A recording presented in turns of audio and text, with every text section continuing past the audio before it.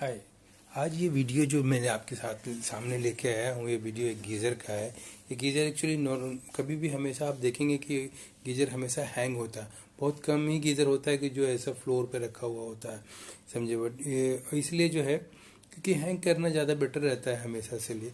तो इसको मैं क्या किया कि जो जगह था बहुत कंजेस्टेड था, वहाँ से चेंज करने के लिए क्या किया, इसको निकाल करके फिर नीचे ला करके फिर इसको प्रॉपर तरीके से चेक कर रहे हैं।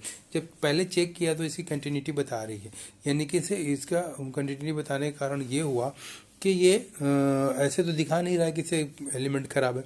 तो हुआ क्या कि अब जब इसको भी चेक कर रहे हैं, पानी गर्म नहीं हो रहा, तो अब खोल लिए हैं। तो अब इसके गीज़र इसके जो एलिमेंट को निकाल के देखते हैं कि एलिमेंट में क्या होता है।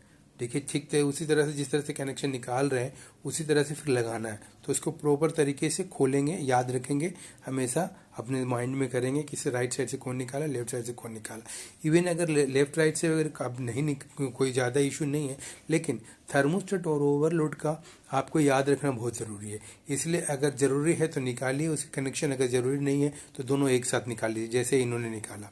अब देखिए गीज़र का जो एलिमेंट है, अब इसको खोल रहे हैं तो यहाँ पर देखिए, यहाँ पर एक इनका डिमेरिट ये है कि इन्होंने ये प्लायर का यूज़ इस्तेमाल कर रहे हैं, जबकि प्रॉपर वे में इसके टी रिंच होता है या स्पैनर्स होते हैं, उसको इस्तेमाल करना चाहिए।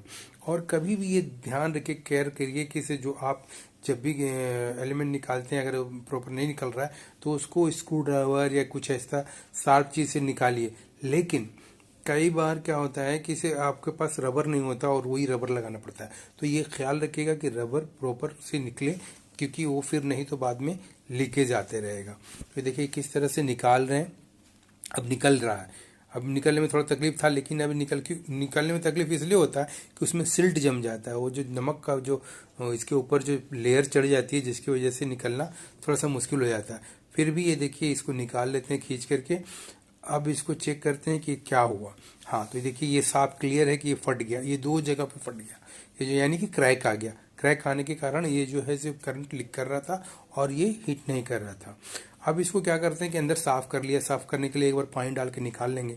उसके बाद फिर इसमें थोड़ा सा पानी स्टोर करेंगे। थोड़ा पानी स्टोर इसलिए करेंगे कि आप तो बाहर निकाल लिए, इसको बाहर नीचे रख लिए, तो जब आप उसको टाइट कर रहे हैं तो कई बार क्या होता है कि रबर लूज होने की वजह से वो पानी उससे लीक करता है। पानी लीक करने की वजह से फिर आपको दोबारा खोलना पड़ेगा और फिर पूरा सिस्टम उसी तरह से करना पड़ेगा।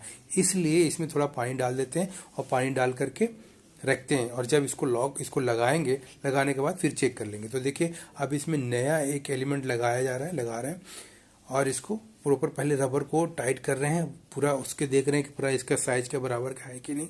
अगर साइज का बराबर नहीं रहेगा तो फिर दूसरा रबर लगाएंगे। लेकिन नॉर्मली क्या होता है कि एलिमेंट के साथ ही रबर आता है और वो रबर इसमें हम लगा रहे हैं। अब इसको सही से इसके तीनों कोनों, क्योंकि इसके होल जो भी है, जो रॉड्स हैं, उसमें प्रॉपर नहीं लगेगा तो क्या होगा कि वो लीकेज रह जाएगा। और देखिए कितना आसानी से तीनों होल मैच कर गया। अगर ये होल मैच नहीं करता है, आप बोल्ट थोड़ा टाइट करके, खींच के, टेढ़ा करके अगर आप लगाते हैं तो आप ये ध्यान रखिए कि उसे कभी नहीं लगाना चाहिए। वैसा लगाने से क्या होता ये है कि इसे आप उसको कितना भी एडजस्ट करेंगे तो पानी लीक करेगा, वाटर लीक करेगा और थोड़ा दिन तक करते रहेगा, तब तक जब तक कि फिर से उसमें चूना ना बन जाए, जब तक कि उसमें सिल्ट न जम जाए, तब तक कि वो पानी आते रहेगा। तो ये इससे क्या होगा कि आपके जो एक्सपीरियंस है, आपके जो काम करने का तरीका है, उसमें भी आपको थोड़ा नुकसान हो जाएगा। कस्टमर भी सेटिस्फाइड नहीं होगा, कहेगा कि क्या बंदा आया करके पानी निकाल करके पानी बहते हुए छोड़ के चला गया।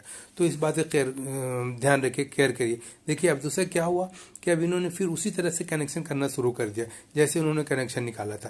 तो कनेक्शन निकाला था तो पहले एक रिंग है और एक यू है, यानी कि जो उसमें जो क्लिप लग रहा है, लेग्स है, जो एक रिंग है और एक यू लेग्स है।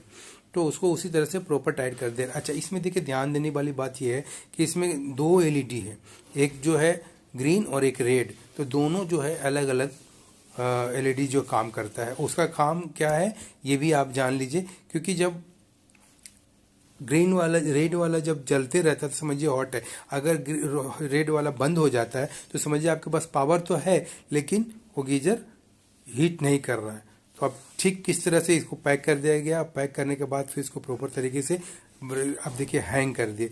हैंग करने के बाद इसके बोल्ट को फिर से टाइट करेंगे। उसके बाद इसमें एक बहुत ख़ास बात क्या किया गया है कि देखिए, जब ये क्योंकि वो एकदम नीचे वॉशरूम में है, वॉशरूम में जब पाइप हो और सारा कुछ हो तो आपको पता नहीं चलता कि ये इनलेट आउटलेट क्या है। तो इसमें कभी भी टेप लगा करके आप इसको मार्किंग कर सकते हैं, जैसे इस तरह किया गया। तो अब ये रेडी हो गया, सेट हो गया। अब इसका एम्पेयर भी चेक कर लेंगे कि कितना एम्पेयर ले रहा है, क्योंकि एम्पेयर से क्लियर हो जाएगा कि ये गीज़र जो है प्रॉपर हुआ कि नहीं।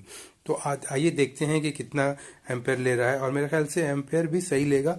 तो दोस्तों, ये अगर मेरा चालू हो गया और जो है